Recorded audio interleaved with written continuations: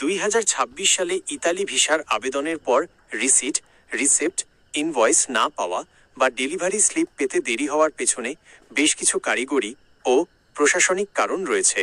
আপনি একা নন, অনেক আবেদনকারী বর্তমানে এই সমস্যার সম্মুখীন হচ্ছেন। রিসিট না পাওয়ার আসল কারণগুলো নিচে বিস্তারিত আলোচনা করা হলো। 1. System maintenance. ফেব্রুয়ারি 2026 আপডেট।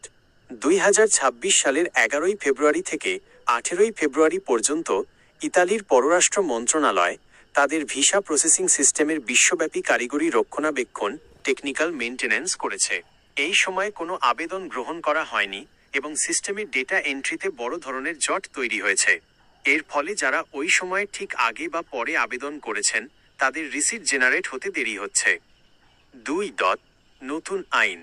ডিক্রেটো ফ্লাসি 2026-2028। ইতালি সরকার 2026-2028 সালের জন্য নতুন ফ্লো ডিক্রি বা কোটা ঘোষণা করেছে। এই নতুন পদ্ধতিতে নিয়োগকর্তার পক্ষ থেকে জব অফার নিশ্চিত করার জন্য অতিরিক্ত ভেরিফিকেশন যুক্ত করা হয়েছে। আগে নুল্লা ওস্তা থাকলেই রিসিট পাওয়া সহজ ছিল। এখন এসইউআই স্পটেলো ইউনিকো পর এল ইমিগ্রেশন থেকে নিয়োগকর্তার তথ্যের চূড়ান্ত যাচাই না হওয়া পর্যন্ত অনেক সময় ভিএফএস থেকে রিসিট ইস্যু করতে দেরি করা হচ্ছে। 3. অতিরিক্ত ব্যাকলগ। বাংলাদেশে ইতালি ভিসার চাহিদা বর্তমানে তুঙ্গে। প্রতিদিন হাজার হাজার ফাইল জমা পড়ার কারণে ভিএফএস গ্লোবালের সার্ভারে চাপ বাড়ছে।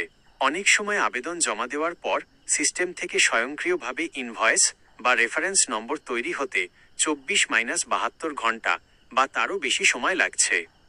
4. নুল্লা ওস্তা যাচাইকরণ। বর্তমানে জাল নুল্লা ওস্তা বা ভুয়া ওয়ার্ক পারমিট শনাক্ত করতে ইতালি দূতাবাস অত্যন্ত কঠোর। আপনার জমা দেওয়া নুল্লা ওস্তাটি যদি সিস্টেমের সাথে সাথে ম্যাচ না করে তবে প্রাথমিক যাচাই শেষ না হওয়া পর্যন্ত রিসিট প্রদান স্থগিত রাখা হতে পারে। 5. ভিএফএস সেন্টারের কারিগরি ত্রুটি।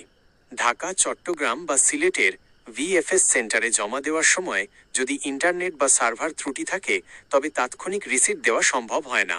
এক্ষেত্রে তারা সাধারণত পরবর্তীতে ইমেইলের মাধ্যমে রিসিট পাঠানোর প্রতিশ্রুতি দেয়। আপনার করণীয় কি? ইমেইল চেক করুন। আপনার স্প্যাম ফোল্ডার সহ ইমেইল ইনবক্স নিয়মিত চেক করুন। অনেক সময় ডিজিটাল রিসিট ইমেইলে পাঠিয়ে দেওয়া হয়। ভিএফএস হেল্পলাইনে যোগাযোগ।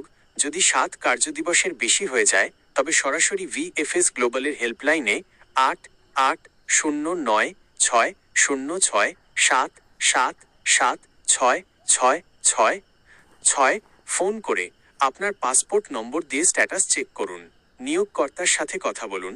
আপনার নুল্লা ওস্তাটি ইতালির লোকাল প্রিফেক্টুরা থেকে অ্যাক্টিভ আছে কি না তা আপনার স্পন্সরের মাধ্যমে নিশ্চিত হন। আপনি কি কোনো এজেন্সির মাধ্যমে জমা দিয়েছেন নাকি সরাসরি ভিএফএস সেন্টারে গিয়েছেন?